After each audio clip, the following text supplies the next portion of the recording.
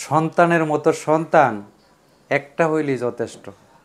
আসলে আমার মনটা, আমার কলিজাটা আজকে ভরে গেছে। মানে আপনাদের কাছে কিছু জিনিস আজকে শেয়ার করি।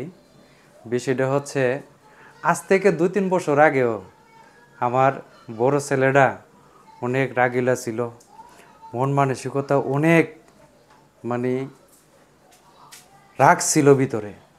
তো যে সমজিটা বলতো এটি করণ লাগতো। এই যে গিটার, এই গিটার কিনে দেওয়ার জন্য মানে আমি গিটার কিনে দিতাম। তো 4,500 টাকা দিয়ে গিয়ে গিটারটা কিনে আনছি। কিন্তু একদিন সে এই গিটার নিয়ে কোনো হানে যায় নাই। কিন্তু কেউরে এই গিটার ধরতেও দিবে না।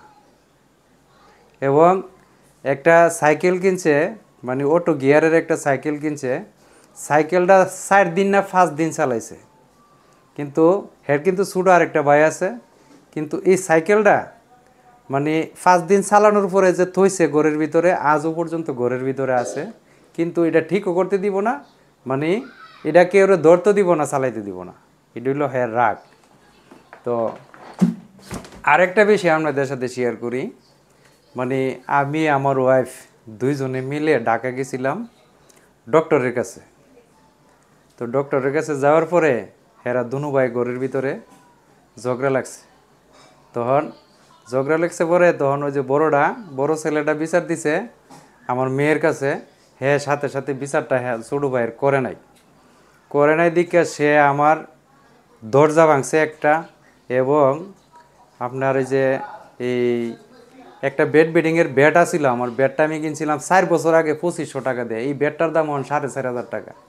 এই ব্যাটটা ওয়ালের মধ্যে বাইরে ভাঙছে। কিন্তু যখন আমার এই ঘরের দরজাটা ভাঙছে তখন আমার মনটাতে এত কষ্ট হয়েছে। আমি ঢাকা ওই সময় সিএনজির ভিতরে, আমার চোখের ফানিগুলা জোর জোর করে চলে আসছে। কিন্তু সন্তানের উপরে রাগ না, রাগটা হচ্ছে যে এই কাজটা করতে, এই বিল্ডিংটা করতে আজও পর্যন্ত আমি ঋণে পড়ে রয়েছি। আজকে আমার অনেক টাকা ঋণ। কিন্তু আমি তখন আল্লাহর কাছে কাঁদছি আর কইছি যে আল্লাহ, তুমি আমার ছেলেকে হেদায়েত করো। মাশাল্লাহ, আজকে আমার এই ছেলে আমার পিছনে এরকম হাল ধরছে, এরকম মানে বুঝছে।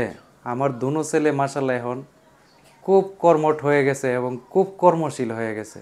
আপনাদের দোয়াই, আল্লাহর রহমতে, মই মুরব্বির দোয়াই আমি আমার ছেলের জন্য খুব দোয়া করি এবং প্রশংসা করি যে আমার হালরা যে এত অল্প বয়সে ধরছে। আমার ছেলে মাশাল্লাহ 5 ফিল্টারের কাজ জানে, ইলেকট্রিশিয়ানের কাজ জানে। এবং একটা দিন সে হাতে যদি কাজ থাকে সে বইয়া হবে না।